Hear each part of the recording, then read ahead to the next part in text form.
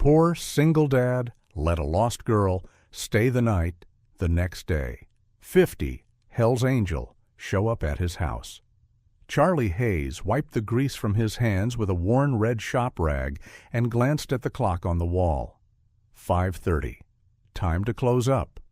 Dark clouds were gathering outside the garage bay doors, and the wind had picked up considerably since lunch. "Better get moving before this storm hits," he muttered to himself, doing one final walkthrough of the shop.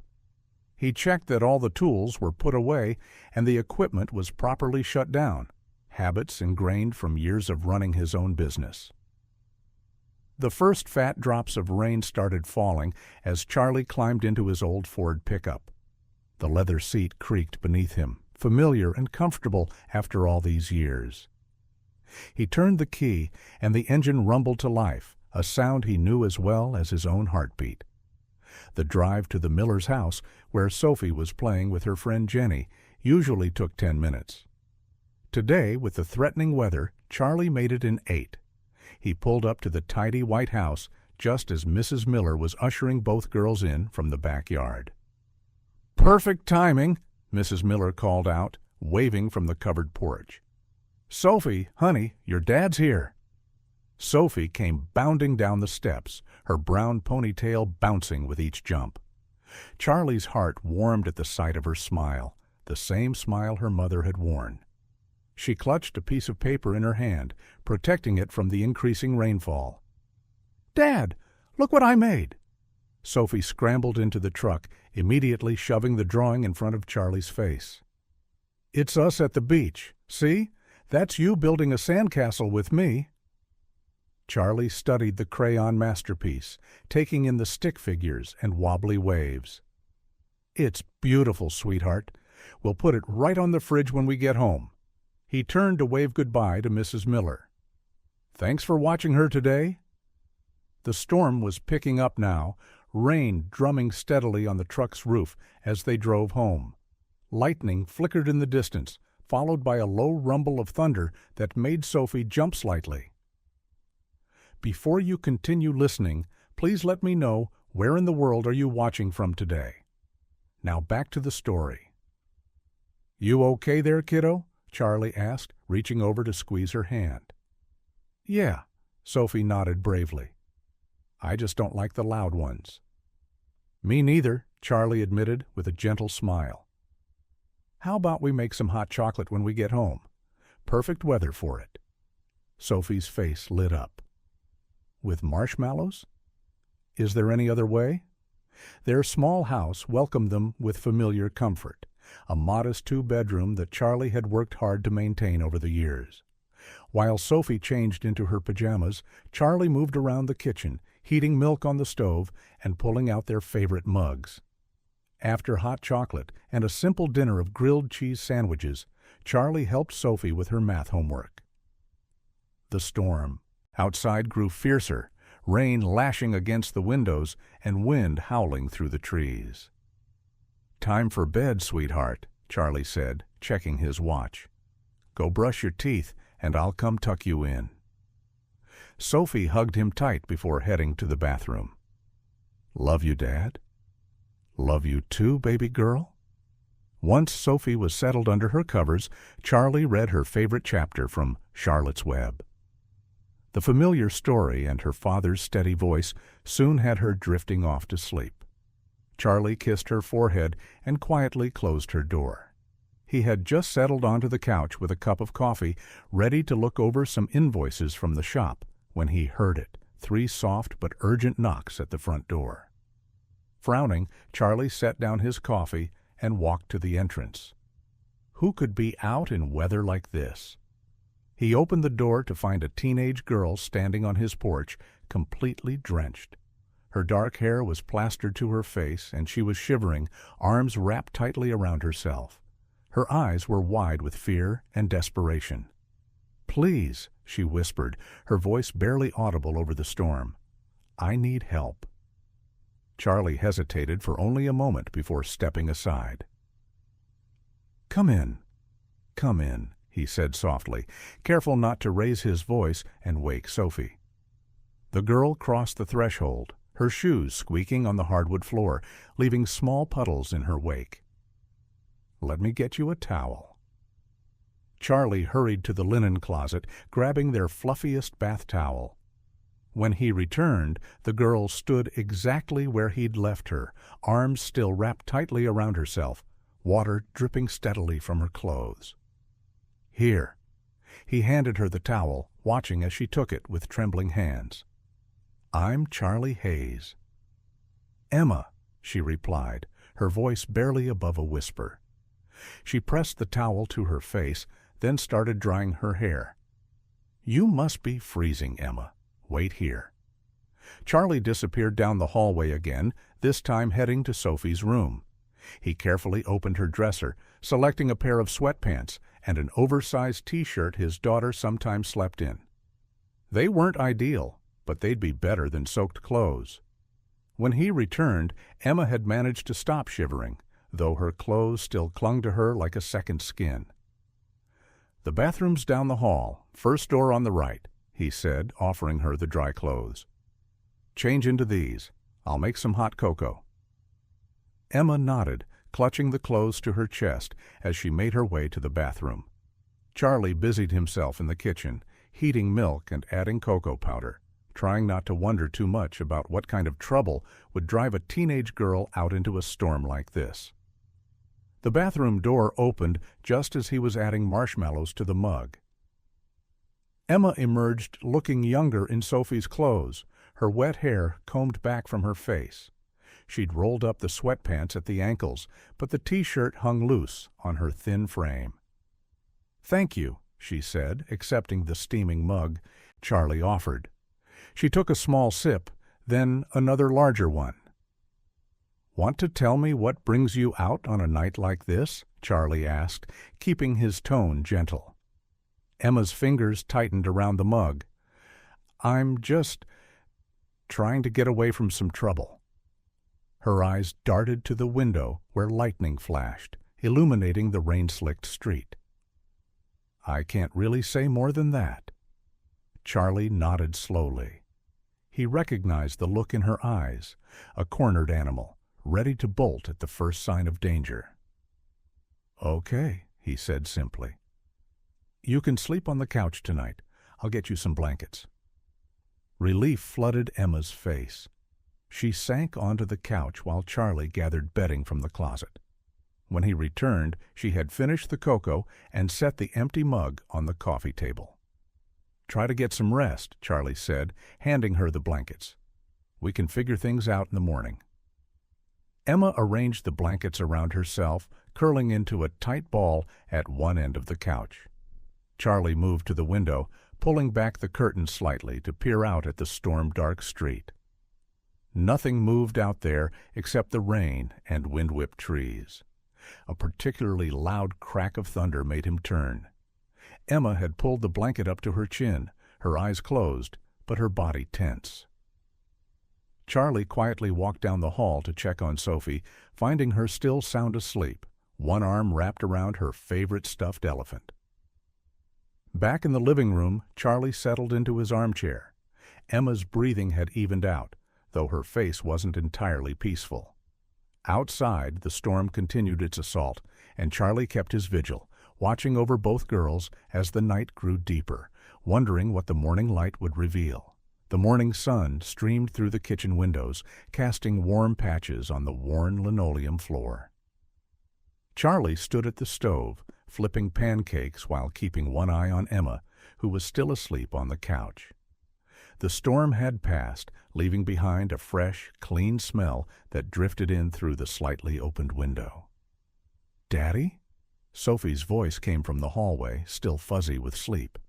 She padded into the kitchen in her purple pajamas, rubbing her eyes.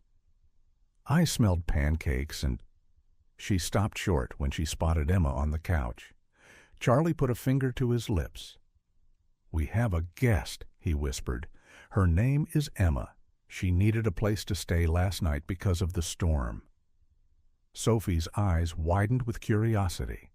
She tiptoed closer to the couch, studying Emma's sleeping form.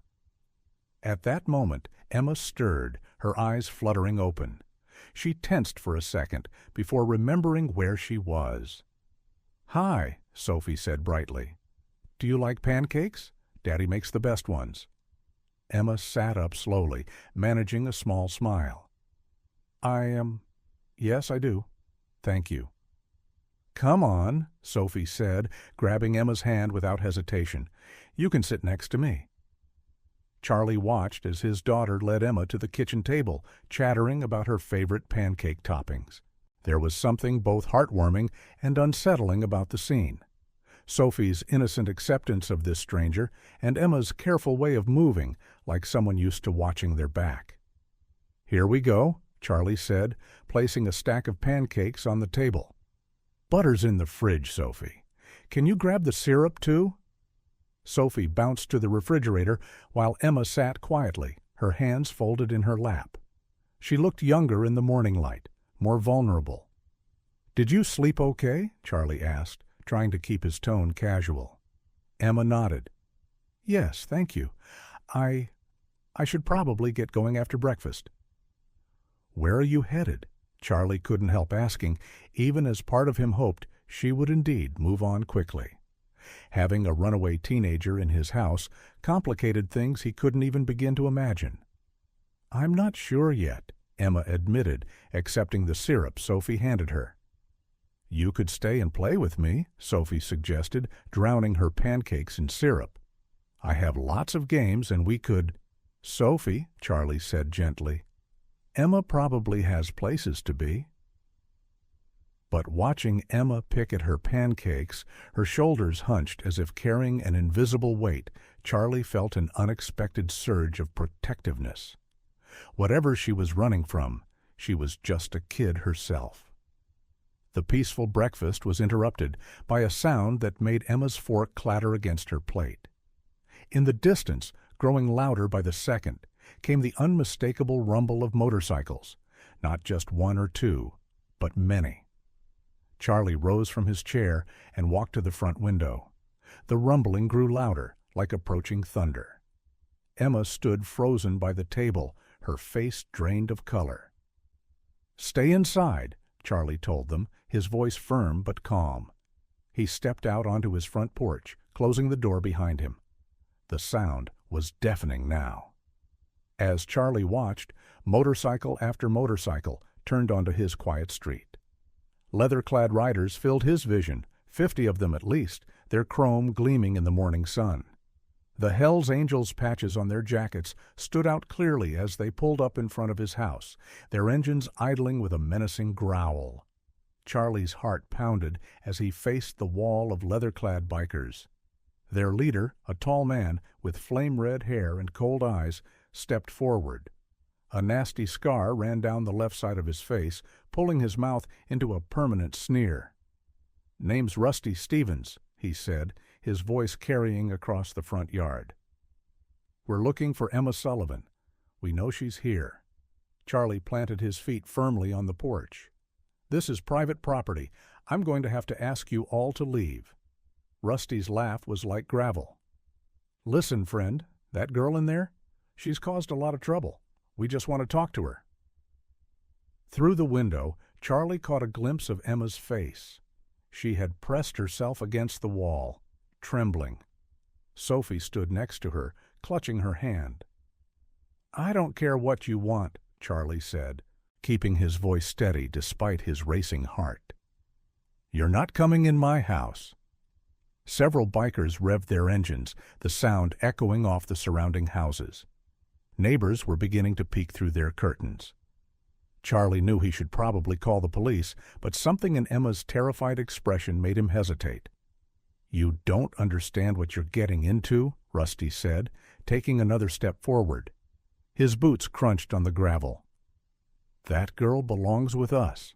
Her daddy had some unfinished business, and she's the key to settling it." Charlie crossed his arms. "She doesn't belong to anyone."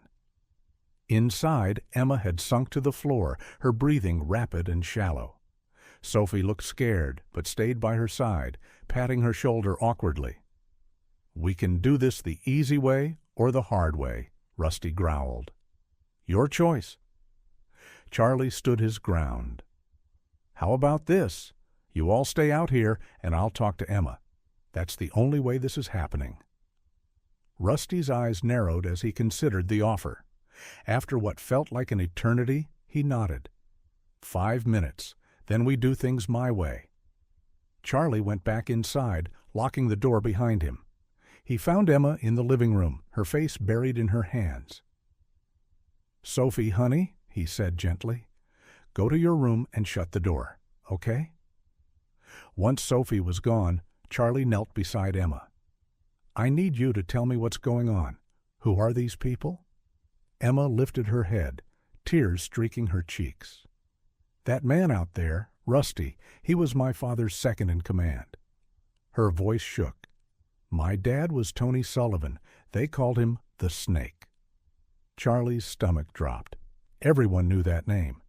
Tony Sullivan had been one of the most notorious Hells Angels leaders in the region until his death in a police raid 2 weeks ago.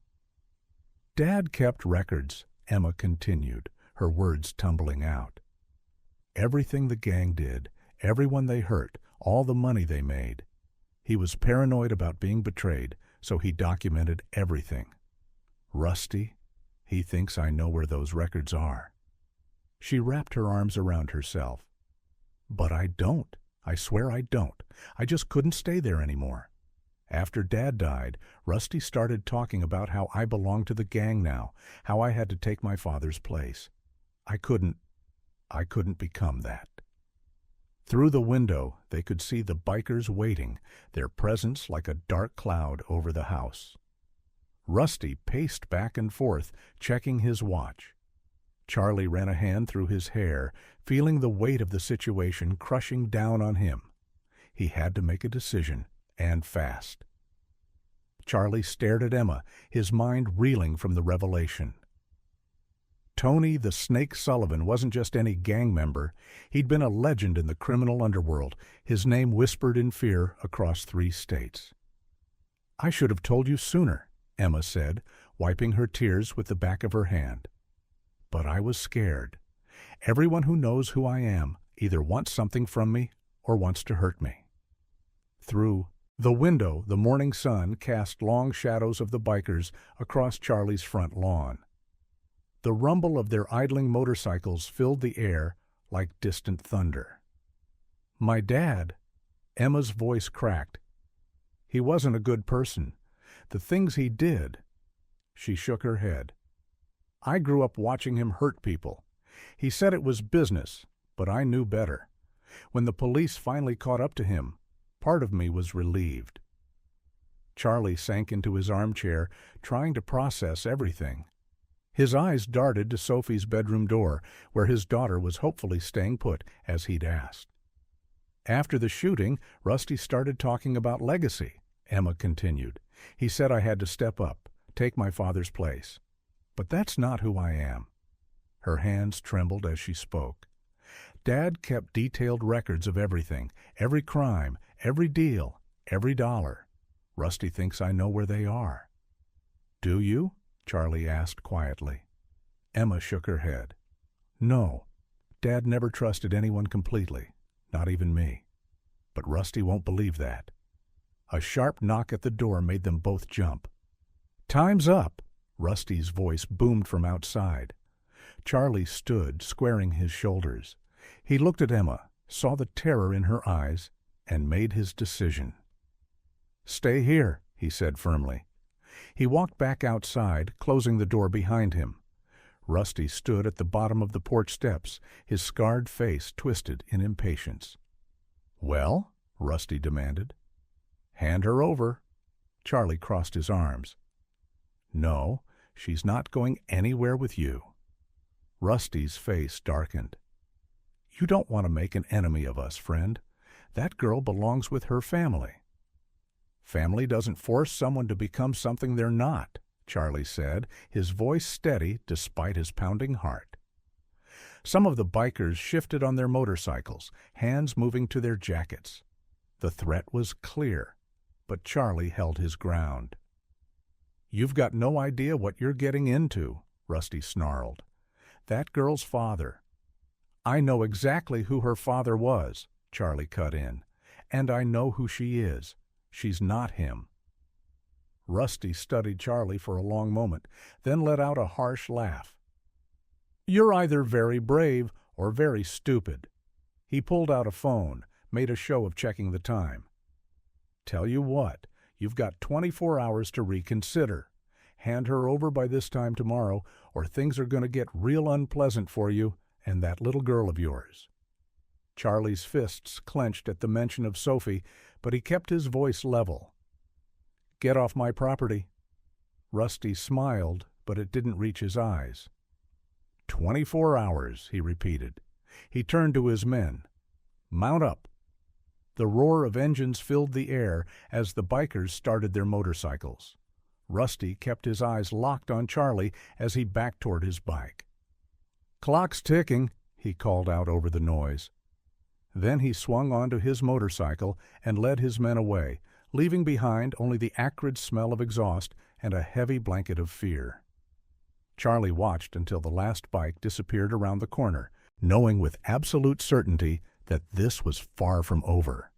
Charlie drummed his fingers on the steering wheel as he watched Sophie walk into school. Her pink backpack bounced with each step, and she turned to wave goodbye one last time. His heart squeezed. She looked so small, so vulnerable. The drive to work felt longer than usual. Main Street was alive with morning traffic, but something was different. People who usually waved now quickly looked away. Mrs. Peterson, who always smiled from her flower shop, hurried inside when she saw his truck approaching. Charlie pulled into Johnson's auto shop, where he'd worked for the past 12 years. The familiar smell of motor oil and rubber usually brought comfort, but today it just made his stomach churn. "Hayes," Bob Johnson's voice boomed across the garage. "My office, now." Charlie's coveralls felt heavy as he followed his boss into the small office cluttered with invoices and car manuals. Bob settled into his creaking chair, his usually friendly face stern. "Town's talking, Charlie," Bob said, cutting straight to the chase. 50 Hells Angels showed up at your house yesterday? What's that about?" Charlie shifted in his seat. "It's complicated, Bob." "Uncomplicate it." Bob leaned forward. "Look, you're my best mechanic. Never missed a day, never complained. But I got customers calling, saying they don't feel safe bringing their cars here with gang connections." "There are no gang connections," Charlie protested. "I'm helping someone who needs it." "Maybe so."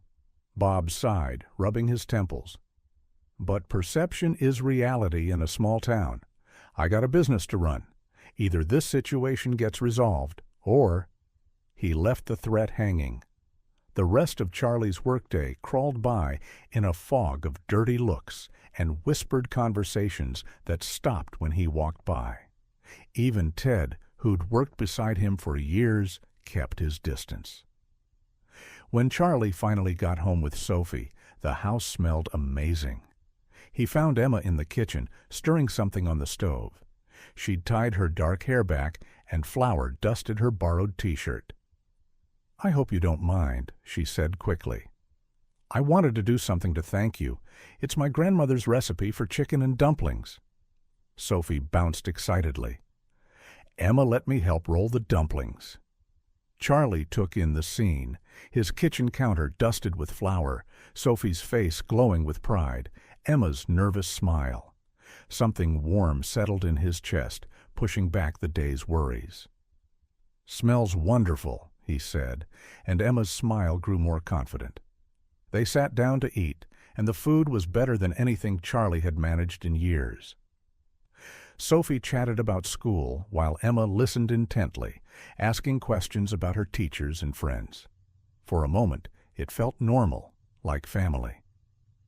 "This is really good," Charlie said, helping himself to seconds. "Your grandmother taught you well." Emma's eyes softened. "She was the only one who—" She paused, swallowing hard. "She showed me there was more to life than what my father wanted for me." Charlie watched as she helped Sophie wipe a spot of gravy from her chin, the gentle way she smiled at his daughter. This wasn't just some runaway anymore. This was a young woman trying to break free from a dark past, someone who could make his kitchen smell like home and make his daughter laugh. The weight of his boss's ultimatum still pressed on his shoulders, but watching Emma and Sophie clear the table together, he knew he couldn't turn her away. Some things were worth fighting for. The dishes clinked softly as Emma washed them, insisting on cleaning up after cooking. Charlie dried while Sophie worked on her homework at the kitchen table, her pencil scratching against paper. "You really don't have to do all this," Charlie said, stacking another clean plate. Emma shook her head. "It's the least I can do." She paused, her hands submerged in the soapy water. "You know, I used to dream about normal evenings like this, just doing dishes, talking about regular things." Charlie noticed her voice trembling slightly. "What other dreams did you have?" Emma's hands slowed their scrubbing. "I always wanted to be a nurse," she said quietly. "When I was little, before everything got really bad with Dad, I used to patch up the neighborhood kids' scraped knees." A small smile touched her lips. "I liked helping people feel better." Sophie looked up from her homework. "Like when you put a Band-Aid on my paper cut today?" "Yeah, exactly like that." Emma's smile grew warmer. "I actually started taking some night classes last year, basic stuff like biology. Kept it secret from Dad, of course." Her voice cracked.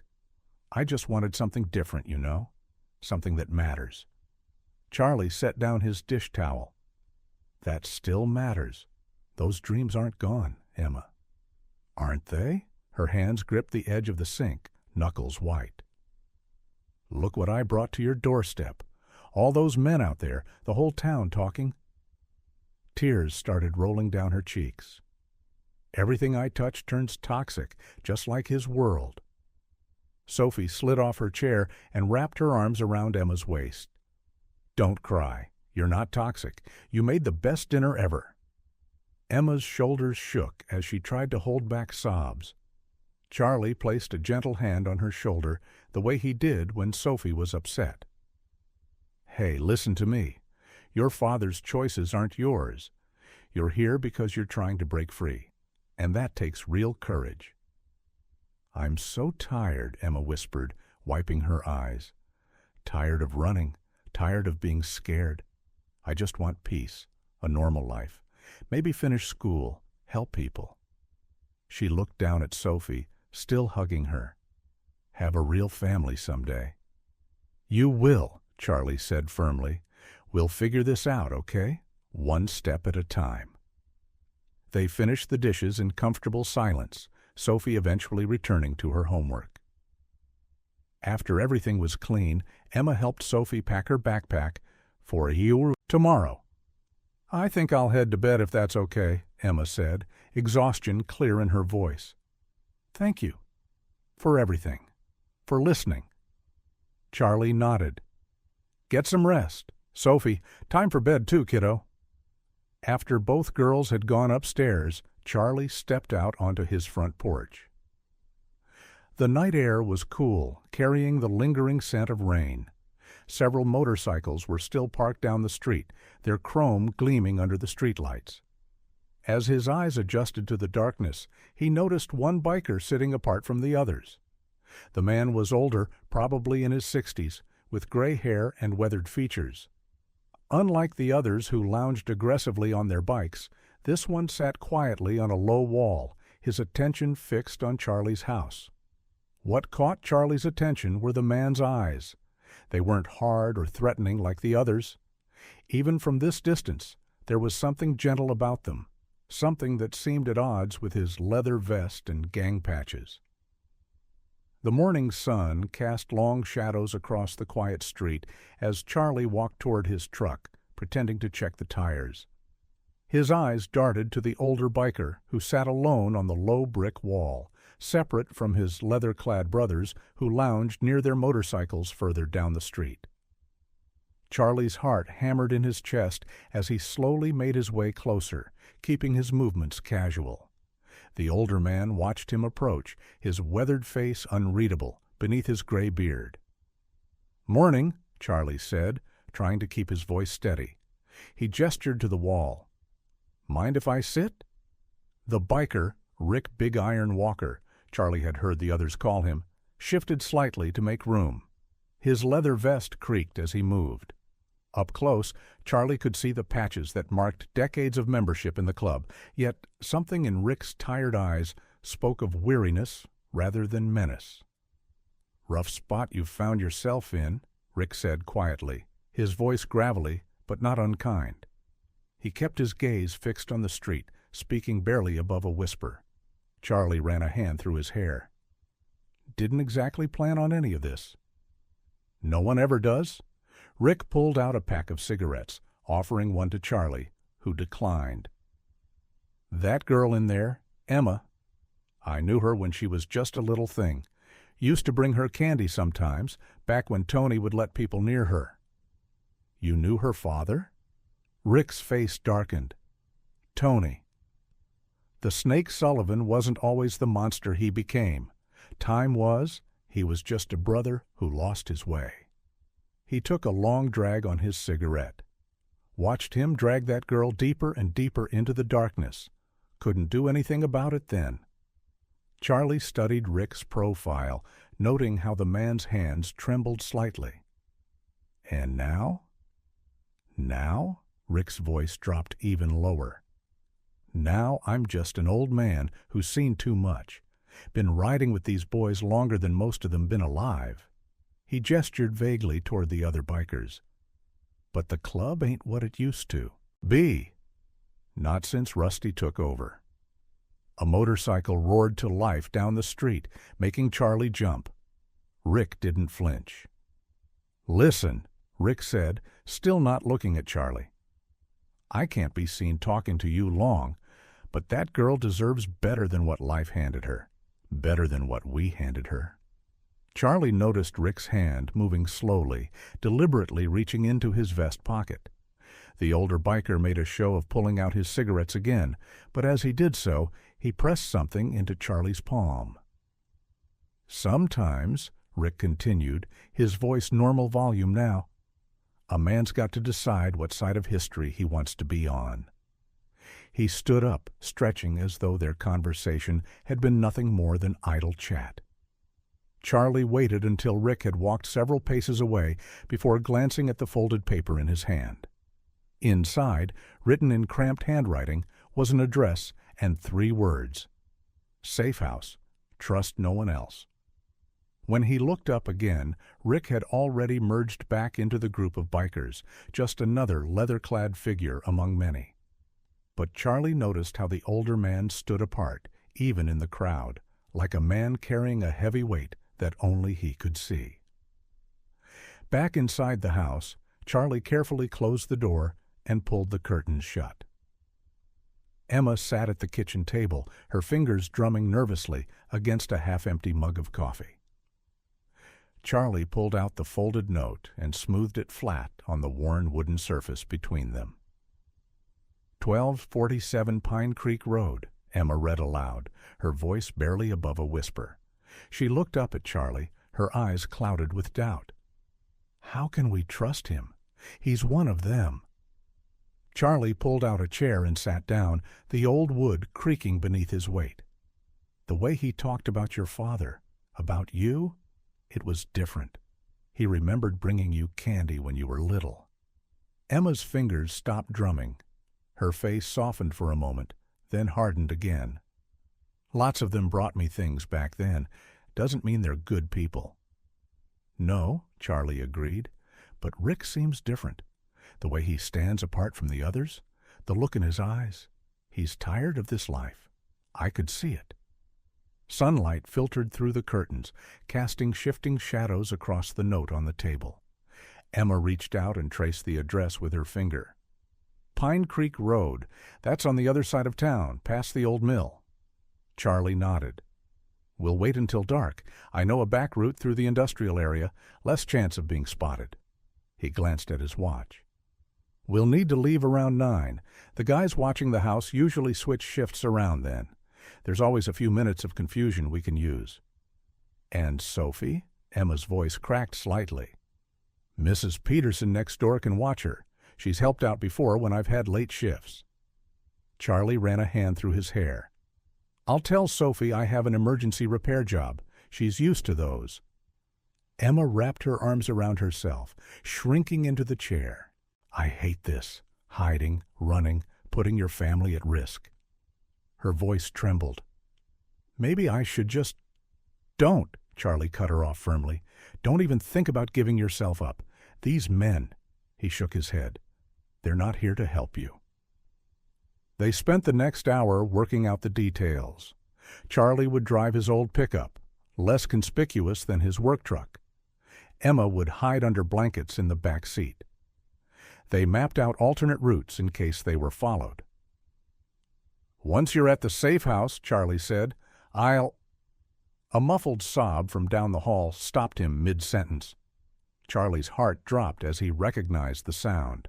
He exchanged a worried look with Emma before pushing back his chair.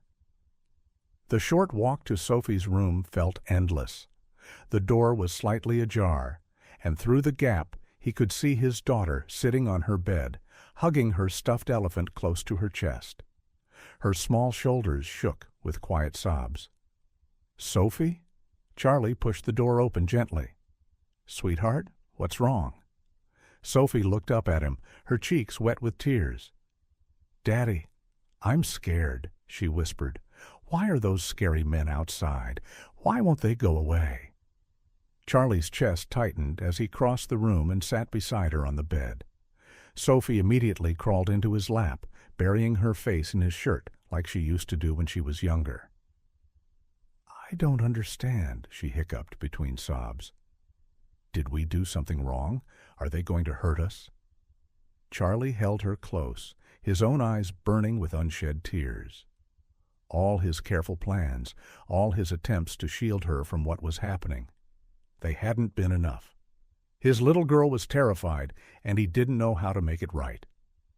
Charlie gathered Sophie closer, her small frame trembling against his chest. Her stuffed elephant was squished between them, damp with tears. He stroked her hair, the way he always did when she was upset, and waited until her breathing steadied. "Look at me, sweetheart," he said softly. Sophie lifted her head, her eyes red and puffy. "I need you to understand something very important." She wiped her nose with the back of her hand. "What?" "Sometimes," Charlie began, choosing his words carefully, "doing the right thing isn't easy. Remember when you stood up for Jenny at school when those bigger kids were being mean to her?" Sophie nodded slowly. "They started being mean to me, too. But you didn't back down, did you? You kept being her friend because it was the right thing to do." Charlie smiled, touching her chin gently. "That's what we're doing now. Emma needs our help, just like Jenny needed yours." "Because of those men outside?" Sophie's voice quivered. Charlie nodded. "They're not very nice people, but that's exactly why we have to help Emma get away from them." He brushed a tear from her cheek with his thumb. "Being brave doesn't mean you're not scared.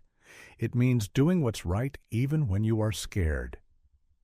Sophie clutched her elephant tighter. "But what if—" She bit her lip, fresh tears welling up.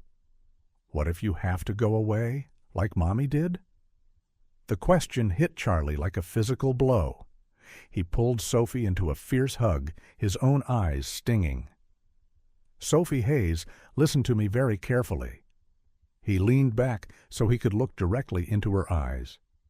"I will never, ever leave you. Do you understand? Never. Promise." Her voice was small, uncertain. "I promise with all my heart." Charlie held up his pinky finger. "Pinky swear?" A tiny smile flickered across Sophie's face as she linked her pinky with his. Pinky swear. They sat together for a while longer, Charlie rocking her gently until her breathing evened out, and her grip on the elephant loosened. He told her stories about when she was little, about the time she tried to teach their cat to swim in the bathtub, about her first wobbly bike ride without training wheels. Gradually, her tears dried and her shoulders relaxed. Hours later, after Sophie had finally fallen asleep, Charlie stood in the darkened kitchen checking his watch. 8:55 p.m. Emma appeared silently beside him, wearing dark clothes and carrying a small backpack. "Mrs. Peterson's watching through her window," Charlie whispered. "She'll call if anything happens." Emma nodded, her face pale in the dim light. They moved through the house like shadows, avoiding the creaky floorboards they'd mapped out earlier. Charlie eased the back door open, wincing at the slight squeak of hinges. The night air was cool and damp. Charlie's pickup waited in the shadows behind the garage, positioned earlier for a quick getaway. They crouched low, moving between patches of darkness, hearts pounding with each distant motorcycle rumble. Finally, in the truck, Emma curled up under blankets in the back seat while Charlie started the engine. He backed out slowly, headlights off, until they reached the street. As they pulled away from the house, he caught a glimpse of Mrs. Peterson's silhouette in her window, standing guard over his sleeping daughter. They wound through back streets, taking the long way around town. Neither spoke. The only sounds were the hum of tires on pavement and their tense breathing in the darkness. Charlie checked his mirrors constantly, looking for the telltale gleam of motorcycle headlights, but the roads remained empty. The headlights swept across weathered wood siding as Charlie's truck crept up the narrow dirt path. The cabin emerged from the darkness like a forgotten memory, its windows dark except for a single light glowing from within. Pine trees loomed overhead, their branches creaking in the night breeze. "This is it," Emma whispered from the back seat, pushing aside the blanket. Charlie double-checked the address on Rick's note. "Looks like it." They approached the cabin cautiously. Paint peeled from the wooden steps, and dead leaves cluttered the small porch. Charlie raised his hand to knock, but before his knuckles touched the door, it creaked open. A woman stood in the doorway, her silver-streaked hair pulled back in a messy bun. She wore flannel pajamas and held a baseball bat casually at her side. Deep lines etched her face, but her eyes were sharp and alert. "Rick sent you?" Her voice was rough, like she didn't use it much. Charlie nodded. "I'm Charlie Hayes. This is Emma." The woman studied them both, then lowered the bat. "Marla Walker, come in before someone sees you." The cabin's interior was small but tidy. A wood stove radiated warmth, and mismatched furniture created a cozy living space. Books filled several shelves, their spines worn with use. The whole place smelled of pine and coffee. "Rick's my brother," Marla explained, settling into an old armchair. "Haven't spoken to him in years, but he knows I help girls who want out." She fixed her gaze on Emma. "And you want out?" Emma stepped forward, chin raised. "More than anything." Marla nodded slowly. "Good. That's the first step, wanting it bad enough to leave everything behind." She gestured toward a narrow hallway. "There's a spare room back there. It's not much, but it's safe." "Thank you," Emma said softly. "Don't thank me yet." Marla's expression softened slightly. "The hard part's just starting, but we'll get through it." Charlie watched as Emma explored the small room, setting her backpack on the twin bed. The walls were bare, except for a small window overlooking the woods. It wasn't much, but it was better than running. "I'll come check on you tomorrow," Charlie promised. "Maybe bring some of Sophie's books if you'd like?" Emma turned to him, her eyes glistening. "Charlie, She swallowed hard. "Thank you for everything." Without warning, she hugged him tightly. Charlie hesitated for a moment before returning the embrace, remembering how young she really was. When they pulled apart, both pretended not to notice the other wiping their eyes. The drive home felt lighter somehow. Charlie rolled down his window, letting the cool night air clear his head. For the first time since Emma showed up on his doorstep, he felt like things might work out. The bikers would eventually give up and move on. Emma would be safe. Life would return to normal. He smiled, thinking of Sophie sleeping peacefully at home. Maybe he'd make pancakes in the morning, her favorite breakfast. They could talk about having Emma over sometimes, once things settled down. It wouldn't be easy, but they'd figure it out. Charlie turned onto his street, that small spark of hope warming his chest. But as he rounded the final corner, the spark flickered and died. His house was dark, too dark, even Mrs. Peterson's porch light was out. Charlie's hand trembled as he turned his key in the lock. The street behind him was too quiet, unnaturally dark with all the nearby porch lights mysteriously off. His fingers found the light switch inside, but nothing happened when he flipped it. The beam of his phone's flashlight cut through the darkness, revealing a nightmare. Picture frames lay, shattered on the floor. The couch cushions had been slashed open, their stuffing scattered like snow across the carpet. In the kitchen, drawers hung open, their contents spilled across the counters. "Sophie?" His voice cracked as he called out. "Sophie, honey, are you here?" Only silence answered. Charlie raced up the stairs, taking them two at a time. His heart pounded so hard he could barely breathe. Sophie's bedroom door was ajar, and he pushed it open with shaking hands. Her room was destroyed. Books torn from shelves, clothes pulled from drawers, her small desk overturned. But what made his blood run cold was Mr. Whiskers, Sophie's favorite stuffed rabbit, sitting in the center of her stripped bed. A piece of paper had been pinned to its chest with a switchblade. Charlie yanked the knife free and grabbed the note with trembling fingers. The words, written in harsh black marker, blurred before his eyes. "You took something of ours. We took something of yours." His knees gave out, and he sank onto Sophie's bed, clutching Mr. Whiskers to his chest. The stuffed rabbit still smelled like Sophie's strawberry shampoo. Charlie's mind raced through possibilities. Mrs. Peterson next door. She was watching Sophie. She must have Sophie. He stumbled down the stairs and out the front door, nearly falling in his rush to reach his neighbor's house. His fists pounded on her door until lights finally flickered on inside. "Mrs. Peterson, please, is Sophie with you?" The elderly woman opened her door, blinking in confusion. "Charlie? What's wrong?" "Sophie, is she here? Please tell me she's here." Mrs. Peterson's face creased with worry. "No, I haven't seen her since yesterday. Wasn't she at school today?" School. Of course, she had to be at school. Charlie mumbled a quick thanks and ran back to his truck, hands shaking so badly he could barely get the key in the ignition. The digital clock on his dashboard read 11:47 p.m. The drive to Sophie's elementary school was a blur. Charlie ran every red light, his heart threatening to burst from his chest. The school parking lot was empty and dark, but he pulled up to the front entrance anyway. Inside the truck, Charlie's fingers fumbled with his phone as he pulled up the school's contact information. The night security guard answered on the third ring. "This is Charlie Hayes," he said, fighting to keep his voice steady.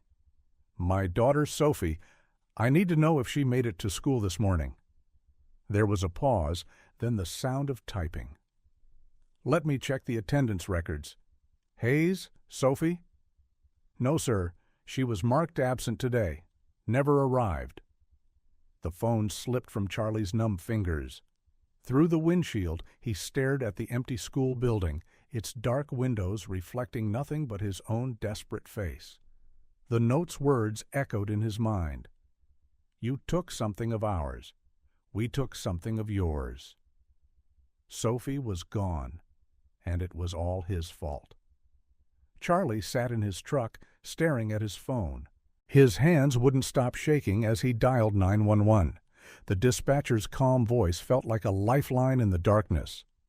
"My daughter's been kidnapped," he said, his voice breaking. "The Hells Angels. They took her." Within 20 minutes, 2 police cars pulled up to the school parking lot, their red and blue lights cutting through the night.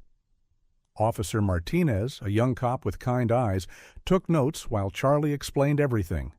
Emma showing up at his door, the biker's arrival, the ransacked house, and the threatening note.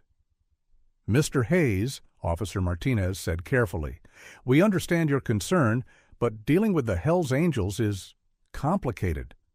They operate across state lines, and we'd need federal involvement to—" "Complicated?" Charlie's voice rose. "My 8-year-old daughter is missing. What's complicated about that?" The second officer, an older man named Thompson, stepped forward. "Sir, we'll file the report and put out an APB, but you need to understand, these guys have lawyers, connections. We can't just storm in without solid evidence." Charlie watched them drive away, their promises to look into it ringing hollow in his ears. He slumped against his truck, despair washing over him. The police weren't going to help. Not really. Not in time. His fingers found Rick's number on the crumpled note in his pocket. It was nearly midnight, but Charlie didn't hesitate.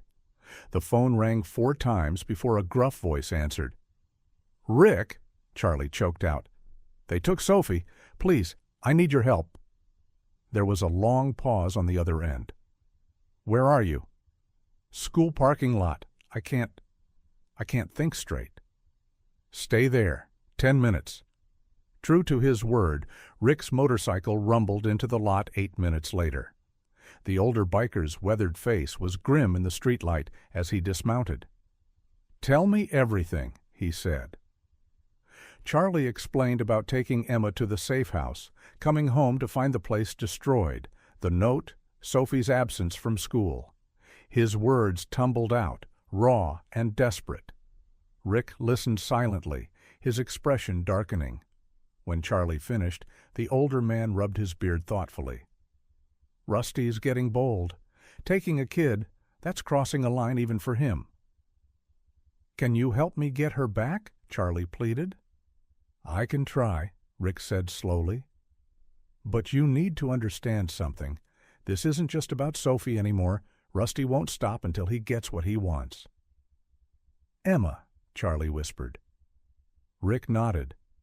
"The only way to end this clean is for Emma to come back and face them. Whatever she knows, whatever they think she has, it needs to be dealt with." "But she'll be killed." "Not necessarily." Rick's eyes were steady. "I still have some pull with the old guard. If we do this right, maybe we can protect both of them, but Emma has to be willing." Charlie thought of Emma at the safe house, finally feeling secure after weeks of running. He thought of Sophie, alone and terrified, probably crying for her. Dad. His chest ached with the weight of it all. "I'll talk to her," he said finally. "But I need your word. You'll help protect both of them." Rick extended his hand. "You have it, but we need to move fast. Dawn's coming, and Rusty isn't known for his patience." Charlie gripped the offered hand like a drowning man clutching a rope. It wasn't much, but it was hope, and right now, that was all he had. The safe house looked different in the darkness. Charlie's headlights swept across the weathered wooden boards as he pulled up the narrow dirt road. His knuckles were white on the steering wheel, Rick's motorcycle rumbling behind him. Inside, Emma was curled up on a faded armchair, reading a book by lamplight. Her face lit up when she saw Charlie, but the smile died instantly when she saw his expression. "What happened?" she asked, standing up. Charlie's voice was raw. "They took Sophie." Emma stumbled backward like she'd been struck. "No," she whispered. "No, no, no." She sank back into the chair, hands covering her mouth. Tears welled in her eyes.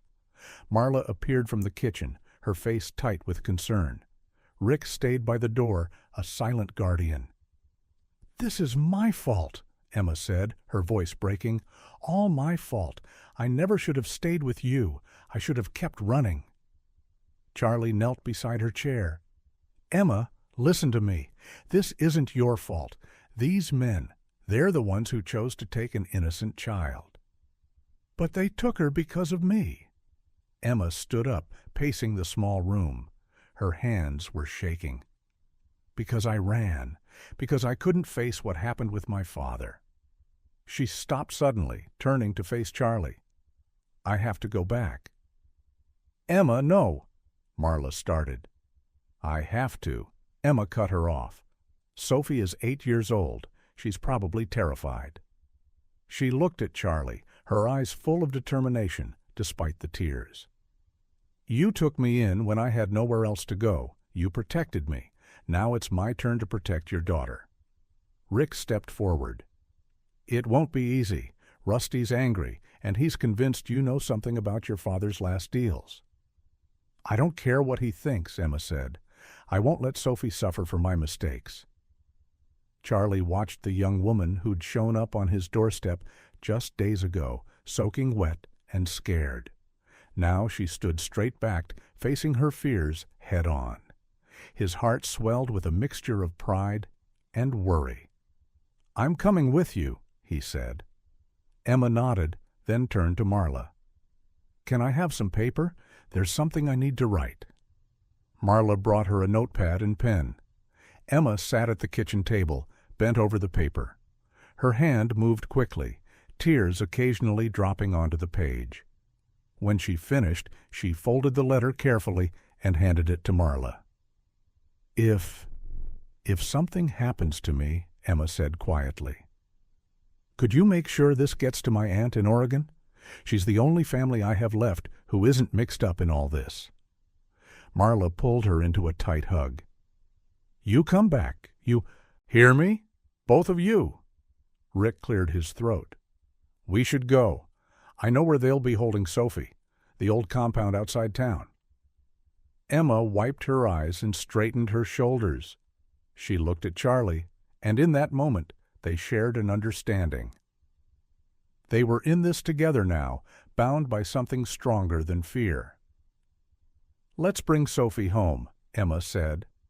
They walked out into the cool night air, leaving the safety of Marla's cabin behind. The moon hung low and full above the trees as they made their way to Charlie's truck. Whatever waited for them at the compound, there was no turning back now. The old compound loomed before them, a sprawling warehouse with boarded windows and rusted metal siding. Dozens of motorcycles lined the gravel lot, their chrome gleaming under the security lights. Charlie's truck came to a stop, and Emma's breath caught in her throat. "You ready?" Charlie asked, his voice gentle. Emma nodded, though her hands were trembling. "As I'll ever be." They stepped out into the cool night air.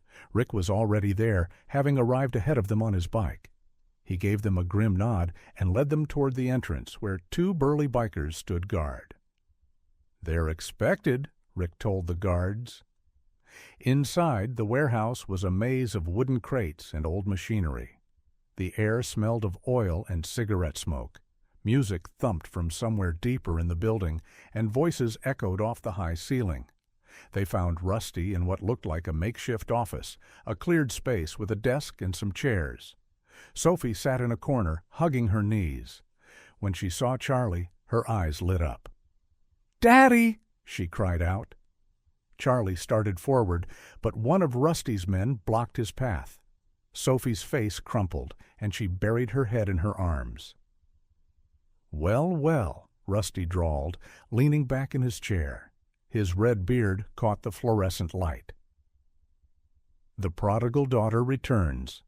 Emma stepped forward, her chin high despite her fear. "Let Sophie go, Rusty. She has nothing to do with this." "Oh, but she does now." Rusty stood up, circling his desk. "See, your daddy, rest his soul, left quite a mess behind. Money, documents, things that could cause a lot of trouble for certain people." He stopped in front of Emma. "And you're going to tell me where he hid it all." "I don't know anything about—" Emma started. Rusty slammed his hand on the desk, making Sophie jump. "Don't lie to me. Tony wouldn't have gone down without insurance, and you were his precious little girl, his only heir." He smiled, but it didn't reach his eyes. "He must have told you something." Charlie watched Sophie trembling in the corner, his heart breaking. "Please," he said, "just let my daughter go." Rusty turned to him, considering. "Simple deal. Emma tells me where Tony's stash is, and the kid goes home with Daddy. Everyone wins." Emma's mind raced. Her father had never told her about any stash, but she remembered him being especially secretive in the weeks before his death. He'd spent hours in his study, making calls, moving papers around. "If I tell you," Emma said carefully, "you'll let them both go? Charlie and Sophie?" "Emma, no," Charlie started. "You have my word," Rusty cut in. "The location for their freedom." Emma looked at Sophie, then at Charlie. She saw the worry in his eyes, the same protective concern he'd shown when he first opened his door to her on that stormy night. She took a deep breath. "I know where it is," she lied. "But it's not something I can just tell you. I need to take you there." Rusty's eyes narrowed. "You think I'm stupid enough to let you lead us on a wild goose chase?" "It's hidden well," Emma insisted. "You'd never find it without me." "But—" She glanced at the dark windows. "It's too late tonight. We need daylight to find the markers." The warehouse fell silent except for the distant music. Rusty studied Emma's face, looking for any sign of deception. Finally, he nodded. "Tomorrow morning, then. First light." He pointed at Charlie and Sophie. "They stay here until we get back with the stash." "No," Emma said firmly. "Sophie goes home with Charlie tonight. That's the deal, or I tell you nothing." More silence. Rusty drummed his fingers on the desk, then waved his hand.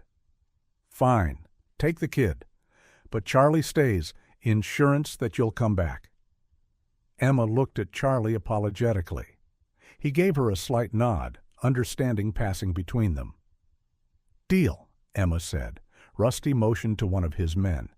"Take the kid out to her father's truck." Sophie scrambled to her feet, her small shoulders shaking. The biker, a tall man with tattoos covering his arms, reached for her, but Charlie stepped forward. "I'll take her," he said firmly, his voice leaving no room for argument. Rusty shrugged. "Fine, but remember our deal. You come right back, Hayes." Charlie hurried to Sophie, scooping her into his arms. She buried her face in his neck, her tears warm against his skin. He held her tight, breathing in the familiar scent of her strawberry shampoo, and carried her through the warehouse. The night air hit them like a blessing. Stars dotted the sky above, and a gentle breeze rustled the trees surrounding the compound. Charlie's old pickup truck sat where he'd left it, a symbol of the normal life that seemed so far away now. He set Sophie down next to the passenger door, kneeling to look her in the eyes. Her face was streaked with tears, but she was trying to be brave, just like always. "Did they hurt you, sweetheart?" Charlie asked, checking her arms and face for any signs of injury. Sophie shook her head. "No, they just scared me." Her lower lip trembled. "But I knew you'd come, Daddy. I knew you wouldn't leave me." Charlie pulled her into another hug, his own eyes welling up. "Never.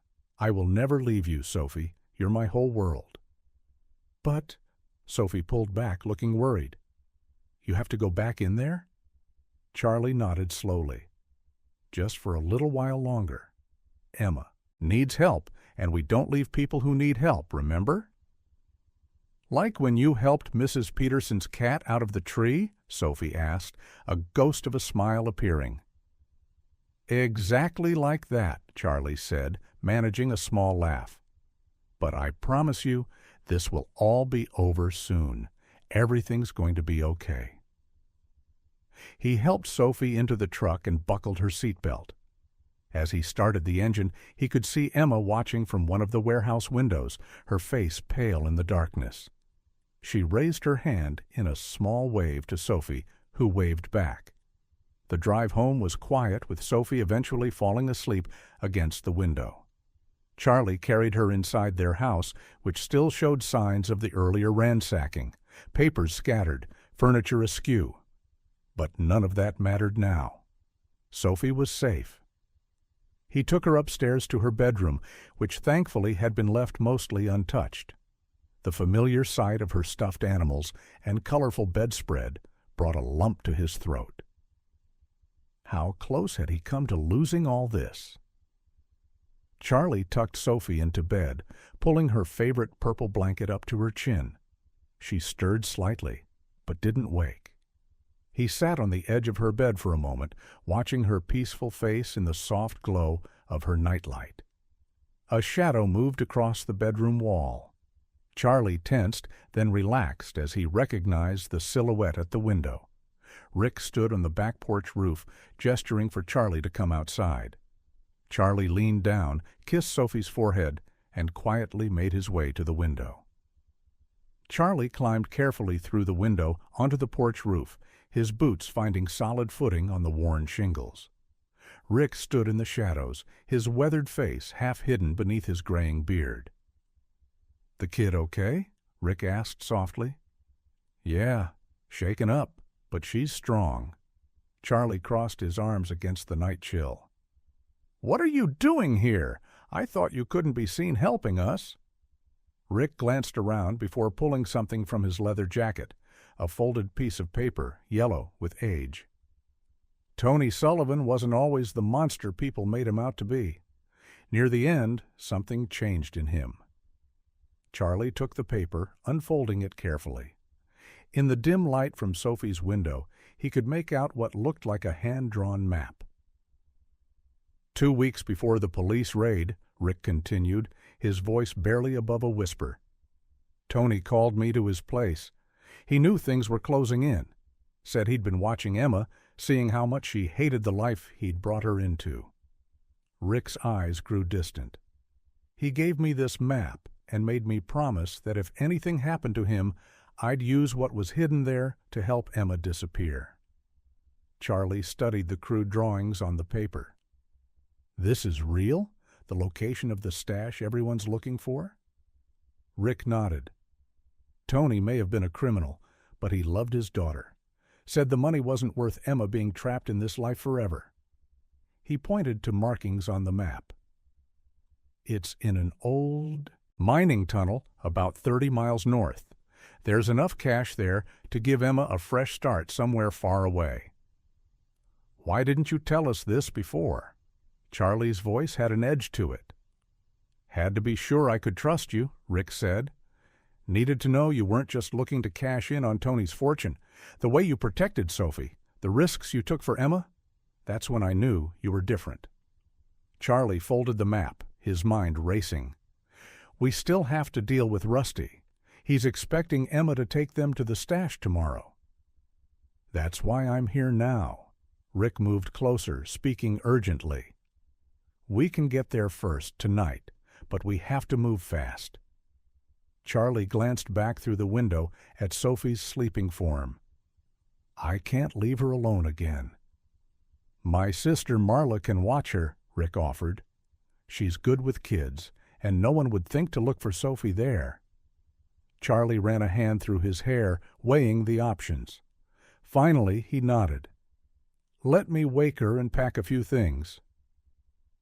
20 minutes later, they were in Rick's truck, heading toward Marla's cabin. Emma sat between them, clutching the map in trembling hands. "I can't believe he did this," she whispered, tracing the lines on the paper. "All those years, I thought he didn't care what happened to me." "People can surprise you," Rick said gently. "Sometimes they just figure it out too late." Emma looked up, her jaw set with determination. "We can use this. When Rusty comes tomorrow, I'll tell him I'll only reveal the location if he agrees to let me go, and to leave Charlie and Sophie alone." "It's dangerous," Charlie warned. "Rusty's not known for keeping his word." "No," Emma agreed, "but he is known for being greedy, and this way He gets what he wants without any more trouble. Clean break, everyone walks away. Rick nodded slowly. It could work. Rusty's been under pressure from the other chapters. A big score like this would secure his position, might be worth more to him than revenge. Charlie watched the dark road ahead, thinking of Sophie safe at Marla's cabin. One way or another, this had to end, for all their sakes. The truck's headlights cut through the darkness as they drove deeper into the desert. Emma sat quietly between Charlie and Rick, watching the endless stretch of sand and scrub brush roll past. The map lay in her lap, its edges worn smooth from her fingers, tracing the route over and over. The gentle bumping of the truck brought back memories she'd tried so hard to forget. Nights spent in the back of her father's motorcycle, clutching his leather jacket as they roared through similar landscapes. The cold desert air stinging her face, the rumble of other bikes around them, a childhood spent among steel and thunder. "You okay?" Charlie asked softly, noticing her distant look.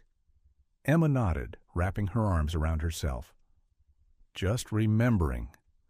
We used to ride out here all the time, Dad and his crew.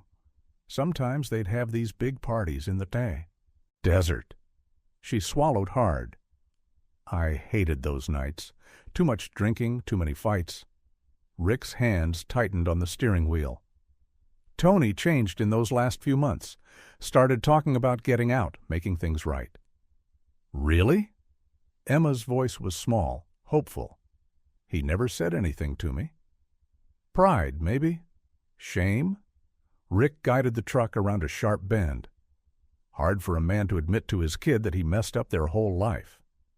Emma stared out at the dark shapes of cacti passing by. "I used to dream about running away. Every birthday, every Christmas, I'd wish for a normal life, a real home." She glanced at Charlie. "Like what you gave Sophie." Charlie's throat tightened. "Everyone deserves that chance, Emma." The truck bounced over rougher terrain as they left the main road. Rick switched on the high beams, illuminating a narrow trail that wound between rocky outcrops. Emma studied the map, comparing landmarks. "My earliest memory," she said suddenly, "is hiding under my bed during a raid. I was maybe 4. The police were shouting, bikes were revving up outside, and I could hear Dad yelling at everyone to get out." She shook her head. "That's no way for a kid to live." Charlie reached over and squeezed her shoulder. "That life's behind you now. After tonight, you can go anywhere, be anyone you want." "I want to help people," Emma said firmly. "Maybe become a counselor, work with kids from rough backgrounds, turn all this pain into something good, you know?" Rick smiled in the darkness. "Your dad would have liked that. The real Tony, not the man he became." They drove in silence for a while, the stars brilliant overhead in the clear desert sky. Emma felt a strange peace settling over her.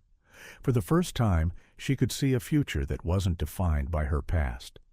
The truck slowed as Rick turned onto an even narrower path. Ahead, a dark opening gaped in the rocky hillside, the entrance to an abandoned mine shaft.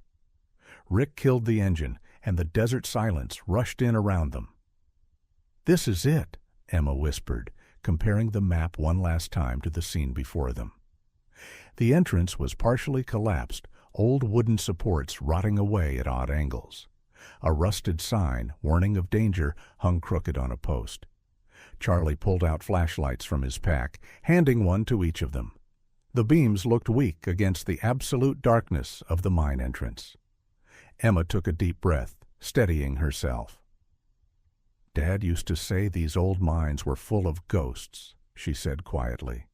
"I guess he was right, just not the kind he meant." Their flashlight beams danced across the mine shaft's crumbling walls as they made their way deeper inside. The air grew thick with dust and the musty smell of decades past. Emma led the way, her steps careful but determined on the uneven ground. "Watch your head," Rick warned as they ducked under a sagging support beam. "These old mines aren't exactly up to code." Charlie stayed close to Emma, ready to catch her if she stumbled. The tunnel twisted left, then right, before opening into a wider chamber. Emma's light swept across the space, catching on something that glinted in the darkness. There! She pointed to a stack of metal boxes tucked into a natural alcove. Her hands trembled as she approached them. The first box was heavy, its lid secured with a padlock. Rick produced a key from his pocket, the one Tony had given him. The lock clicked open. Emma lifted the lid slowly. Stacks of $100 bills filled the box, bound together with rubber bands. Her breath caught in her throat. This is what they've been fighting over? Just money? But the second box held more than cash. Documents spilled out, ledgers, photographs, letters, evidence of decades of criminal enterprise, names, dates, locations. The third box contained an arsenal of weapons carefully wrapped in oiled cloth. This could destroy the whole organization, Rick said quietly. Your father kept records of everything. Emma picked up a handful of cash, letting it fall through her fingers. The money that had bought her father's soul, piece by piece. The fortune built on other people's misery. She could smell the musty paper, feel its weight, all the pain it represented. We could burn it, she whispered. All of it. The money, the guns, the proof. Her hand clenched around a stack of bills. Just end it here. Charlie touched her arm gently. Emma. She looked up at him, tears in her eyes. I know. We need it. To buy my freedom. She took a shaky breath. To make sure you and Sophie stay safe. Rick helped them load the boxes into duffel bags. Emma insisted on carrying one herself, despite its weight. As they emerged from the mine into the cool desert night, she paused to look up at the stars. Dad used to tell me the desert holds secrets better than any safe, she said. I guess he was right about that, too. Back at the truck, Charlie pulled out his phone. The screen glowed bright in the darkness as he dialed Rusty's number. Emma stood close, listening to the rings. Rusty answered on the third ring. His voice crackled through the speaker. This better be good news, Hayes. We found it, Charlie said firmly. All of it. The money, the weapons, Tony's records. A long pause. Where? That's not how this works. Charlie's voice was steel. We're offering you a deal. The entire stash in exchange for Emma's freedom. You cut all ties. She disappears, and you never come looking. And if I refuse? Emma stepped closer to the phone. Then every document in these boxes goes to the FBI. Every name, every crime, every dirty deal. Is that what you want, Rusty? Another pause, longer this time.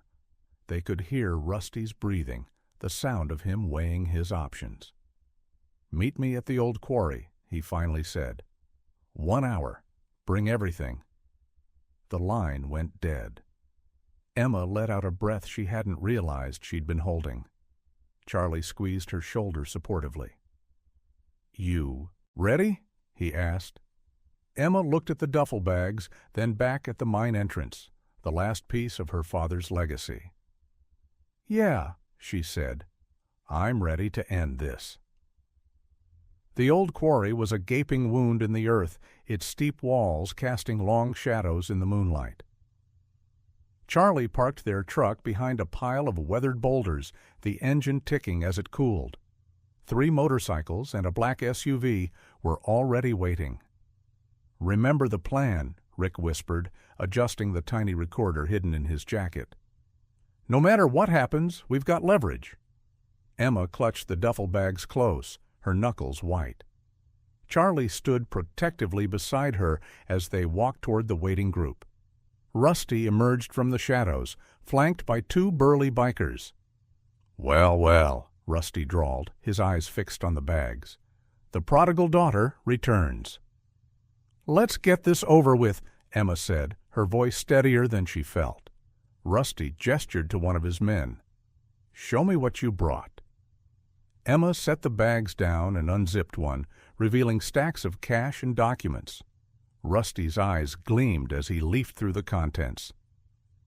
"Looks like Daddy left quite a nest egg," he sneered. "But you're crazy if you think I'm letting you walk away with all this dirt on us." In one fluid motion, Rusty drew a gun. His men followed suit, weapons appearing from beneath leather jackets. "Hand it all over," Rusty demanded, "or this ends badly for everyone." Charlie stepped forward, positioning himself between Emma and the guns. "That's not happening, Rusty."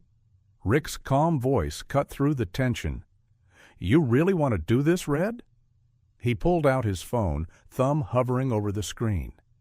"Everything you've said tonight, every threat, every admission, it's all recorded. One button, and it goes to every law enforcement agency in the state." Rusty's face twisted with rage. "You're bluffing!" Rick pressed play. Rusty's earlier words crackled through the speaker. "Bring everything, or the girl's dad and his kid won't make it through the night." "We've got hours of these," Rick said. "Every threat, every crime you've admitted to. You really want to risk it?" Rusty's gun hand wavered. His eyes darted between Rick and the bags, calculating. "You're dead," he snarled. "All of you. You think some recording's going to stop?" Red and blue lights suddenly flooded the quarry. Police sirens wailed in the distance, getting closer. "You set us up!" Rusty raised his gun, finger tightening on the trigger. Charlie tackled Emma to the ground as shots rang out. Rick dove behind a boulder, drawing his own weapon. The air filled with shouts and the sound of approaching vehicles. "Police! Drop your weapons!" A spotlight blazed from a helicopter overhead. Squad cars poured into the quarry, boxing everyone in. Officers in tactical gear emerged with weapons drawn. Rusty looked around wildly, realizing he was trapped. "It's over, Red," Rick called out. "Do the smart thing for once." For a moment, it seemed Rusty might shoot anyway. Then, with a curse, he dropped his gun. His men followed suit, raising their hands. Officers swarmed forward, securing weapons and slapping handcuffs on the bikers. Emma watched from behind Charlie as Rusty was led away, his face contorted with hatred. "You okay?" Charlie asked softly, helping Emma to her feet. She nodded, brushing dirt from her clothes. "Yeah, I think I finally am." They watched as officers collected the bags of evidence, cataloging everything. Rick spoke quietly with the detective in charge, explaining how he'd coordinated with the police to set up the sting. The morning sun cast long shadows across the cemetery's well-kept grounds. Emma walked between the rows of headstones, a small silver locket clutched in her hand. Charlie waited respectfully by the iron gates, giving her space for this final goodbye. She found her father's grave easily, a simple marker with Anthony Snake Sullivan etched in cold granite. No flowers adorned it, no signs that anyone had visited. Emma knelt in the dewy grass, her fingers tracing the letters of his name. "I used to think you were invincible," she whispered. "The great Tony Sullivan, who everyone feared and respected." She opened the locket, looking at the old photo inside. A younger version of her father holding her as a toddler, both of them smiling. It was the only picture she had where he looked like a regular dad, not a gang leader. "I spent so long trying to understand why you chose that life over being my father, why the gang meant more to you than I did." Her voice cracked, but she continued. "But I'm not angry anymore. I'm just free." Emma placed the locket at the base of the headstone. The morning breeze rustled through nearby trees, carrying the scent of fresh-cut grass and early spring flowers. In the distance, a groundskeeper trimmed hedges, the quiet hum of his tools a reminder that life went on. "I'm going to build something different," she said. "Something good. Maybe that's the best way to honor the father you could have been." Standing up, Emma brushed grass from her jeans. She took one last look at the grave, then turned and walked away, each step lighter than the last. Charlie met her at the gates with a gentle smile. "You okay?" "Yeah," she said, and meant it. "I really am." They drove to the bus station in comfortable silence. Emma had a small backpack of belongings and an envelope containing her new identity, arranged by witness protection after she helped bring down what remained of her father's criminal empire. The station was quiet this early, just a few sleepy travelers waiting for their buses. Charlie helped Emma check her ticket and find the right platform. "I can't thank you enough," Emma said, turning to face him. "For everything. You didn't have to help me that night, but you did. You risked everything for a stranger." Charlie shook his head. "You're not a stranger anymore. You're family." Emma's eyes welled up, but she smiled through the tears. "Tell Sophie I'll miss our breakfast chats, and that the secret ingredient in those pancakes really is cinnamon." Charlie laughed softly. "She'll be glad to finally know." His expression grew serious. "You take care of yourself, Emma, or whatever name you're going by now." "Sarah," she said. "Sarah Matthews, business major at Riverside Community College." She adjusted her backpack. "Sounds pretty normal, right?" "Sounds perfect." The bus pulled up, its air brakes hissing. Other passengers began boarding, stowing their luggage beneath. "This is it," Emma said. She hugged Charlie tightly. "Thank you for showing me what a real father looks like." Charlie squeezed her shoulder as they parted. "You've got my number if you ever need anything, even just to talk." Emma nodded, unable to speak past the lump in her throat. She handed her ticket to the driver and climbed aboard, finding a window seat near the middle. As the bus pulled away, she watched Charlie standing on the platform until he disappeared from view, along with the last traces of Emma Sullivan's old life. The rhythmic tap of hammers filled the spring air as Charlie and Sophie worked together on their front porch. Charlie had been putting off repairs for years, but now seemed like the perfect time for a fresh start. Sophie, wearing her own tiny tool belt, handed him nails with solemn concentration. "Like this, Dad?" she asked, holding up a nail. "Perfect, sweetheart." Charlie smiled, remembering how just weeks ago this same porch had been crowded with threatening bikers. Now the only sounds were birds chirping and the distant hum of lawnmowers. Mrs. Peterson from next door approached, carrying a casserole dish. She'd been avoiding them since the incident, crossing the street whenever she saw Charlie coming. Today, though, she walked right up to the porch steps. "I brought you both some lunch," she said, her voice tinged with embarrassment. "And, well, I wanted to say I'm sorry. We all are." She gestured vaguely toward the other houses on their street. "The police told us everything about how you helped that poor girl escape from that awful gang." Charlie set down his hammer and wiped his hands on his jeans. "Thank you, Mrs. Peterson. That means a lot." "We should have known better," she continued. 20 years you've lived here, always helping everyone, fixing our cars for next to nothing." She shook her head. "Instead, we believed the worst." Sophie piped up, "Dad's a hero. He saved Emma." Mrs. Peterson smiled at Sophie. "Yes, he is, dear. Your father is a very brave man." More neighbors began appearing throughout the day. Mr. Johnson brought his power tools to help with the repairs. The Wilsons showed up with sandwiches and cold drinks. Even Charlie's boss stopped by, officially offering him his job back, though Charlie had already found better work at another garage. As the afternoon wore on, their small front yard became an impromptu gathering. Children played while adults worked and talked, the community coming together to heal old wounds. During a quiet moment, Charlie went inside to get more nails from the kitchen drawer. As he rummaged through it, his hand brushed against an envelope he'd forgotten about. It was from Marla, Emma's letter.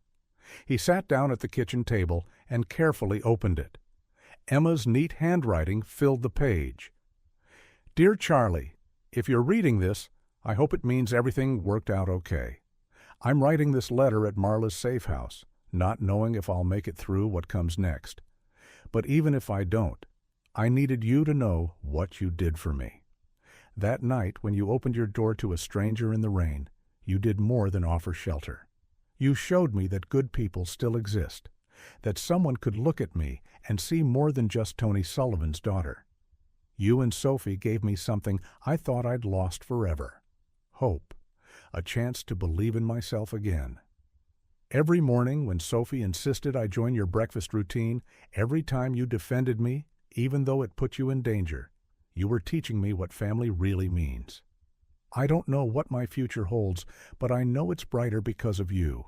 Whatever happens, please know that you changed my life. You showed me that it's never too late to start over, that our past doesn't have to define us. Thank you for being the father figure I needed when I was most lost. With love and gratitude, Emma. Charlie wiped his eyes and carefully folded the letter back into its envelope. Through the window, he could see Sophie showing the other kids her tool belt, proudly explaining how she was helping fix up their house. The phone rang on a quiet Sunday afternoon. Charlie was helping Sophie with her homework at the kitchen table when he saw the familiar number light up on his screen. "Emma?" he answered, his face brightening. "Charlie," Emma's voice came through, filled with excitement. "I got in. I just got the acceptance letter from the nursing program." Charlie's heart swelled with pride. He could picture Emma in her small dorm room, probably surrounded by textbooks and study notes. She'd been working so hard for this moment, taking prerequisites while working part-time at a local pharmacy. "That's wonderful news." Charlie's voice cracked slightly. He cleared his throat, trying to hide how emotional he felt. "I never doubted you for a second." Sophie perked up at the mention of Emma's name. "Is that Emma? Can I talk to her?" "Please, Dad?" Charlie handed the phone to his daughter, watching as Sophie's face lit up. The two had maintained their special bond despite the distance, with Sophie treating Emma like the big sister she never had. "Emma, did you really get in? That's so cool." Sophie bounced in her chair. "When you become a nurse, can I come visit you at the hospital? I want to see you in your uniform." Charlie listened to their conversation, his vision blurring with unexpected tears. I remembered that terrified girl who had shown up on his doorstep during the storm, how lost she had seemed. Now, barely 2 years later, she was pursuing her dreams, building a new life far from the shadows of her past. "Dad's crying," Sophie announced matter-of-factly into the phone, making Charlie quickly wipe his eyes. "I am not," he protested, but he could hear Emma's gentle laugh through the speaker. "It's okay, Charlie," Emma said when Sophie handed the phone back. "I'm kind of crying too." Charlie walked to the window, looking out at the street where, not long ago, dozens of motorcycles had lined the curb. Now there were just kids riding their bikes and neighbors walking their dogs. "I'm so proud of you, Emma. You've worked so hard for this." "I couldn't have done it without you," Emma's voice was soft. "You showed me I was worth more than my father's legacy. You gave me a chance when nobody else would." Charlie had to take a deep breath before he could speak. "You did all the hard work yourself. You're the one who chose to change your life." "Maybe," Emma said, "but sometimes people need someone to believe in them first." After they hung up, Charlie stepped out onto the rebuilt front porch. The spring air was warm, and the town spread out before him looked different somehow. The same houses lined the same streets, but everything felt lighter, more hopeful. He thought about Emma, studying late into the night to ace her prerequisites. He thought about Sophie, who had grown more compassionate and understanding after their experience. He even thought about Rick, who now ran a program helping young people leave gang life behind. The sun was setting over the town, painting the sky in soft pinks and oranges. Charlie sat in one of the new porch chairs, feeling a deep sense of peace settle over him. All the chaos and fear from those days seemed like a distant memory now. In its place was something better, the knowledge that sometimes opening your door to someone in need could change not just their life, but your own. The town looked exactly as it always had, but Charlie saw it with new eyes. Every house held stories of people trying their best, making mistakes, helping each other, and starting over. He had found his purpose in that simple truth. Sometimes the bravest thing you could do was just be there for someone else. The late summer breeze carried the scent of blooming jasmine across Charlie's front porch. He sat in his favorite chair, the wood still warm from the setting sun, while Sophie sprawled on the porch steps, her math homework forgotten beside her. The evening was peaceful, the kind of peaceful that had once seemed impossible during those dark days when bikers filled their street. Charlie watched his daughter as she traced patterns in the air with her finger, following the path of lightning bugs that had started to emerge in the twilight. At 10 years old now, Sophie carried herself with a quiet confidence that made his heart ache with pride. The events of 2 years ago had changed her, but not in the ways he'd feared. Instead of making her fearful, the experience had given her a deeper understanding of the world and the importance of helping others. "Dad?" Sophie's voice broke through his thoughts. "Do you ever wonder what would have happened if Emma hadn't knocked on our door that night?" Charlie shifted in his chair, considering the question. "Sometimes, but I try not to dwell on what-ifs." "I'm glad she did," Sophie said firmly, pulling her knees up to her chest. "Even with all the scary stuff that happened after?" The sun dipped lower on the horizon, painting the sky in brilliant strokes of orange and pink. Charlie remembered countless evenings spent watching this same view, but with fear knotting his stomach as he searched the streets for signs of trouble. Now the only sounds were crickets chirping and children playing a few houses down. "Me too, sweetheart," he replied softly. "Sometimes the right thing isn't the easy thing." Sophie nodded, wise beyond her years. "Like when you told me we help people who need it, even when it's hard?" "Exactly like that." They sat in comfortable silence as the sky darkened. The street lights began to flicker on, one by one, creating pools of warm light along their quiet street. Charlie thought about how much had changed since that stormy night, not just in their lives, but in the town itself. The neighbors who had once whispered and stared now smiled and waved, some even admitting they wished they'd had the courage to help. Sophie suddenly sat up straighter, her eyes fixed on the street. "Dad, look!" A car was turning onto their street, its headlights sweeping across the houses.